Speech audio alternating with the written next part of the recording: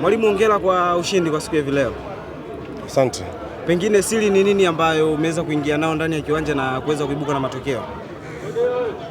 Na sisi tumeweza kupata magoli mawili ya mapema na hiyo ndio imetusaidia, lakini na vile kuruhusu goli la kizembe nadhani iliwa encourage tena Dodoma kuja na ikawa mechi ya pressure sana kwetu, lakini tunashukuru tumeweza kupata point 3 muhimu sana tunahitaji.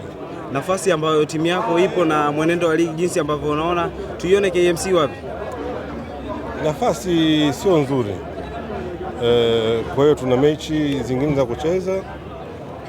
Hii mechi ya kuisahau, tuangalie vitu gani we need to work on. Simple as that. Kazi bado ipo kubwa sana.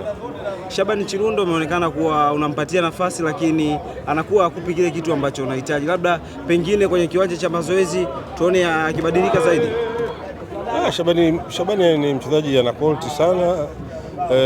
Alicheza vizuri mechi mbili zilizopita, sema tu leo tu sio tu yeye, nadhani baada ya kuwaruhusu Dodoma Jiji, nadhani watu wote felt the pressure. Kwa hiyo ilikuwa mechi ya pressure, lakini haimaanishi kama yeye kacheza chini ya kiwango.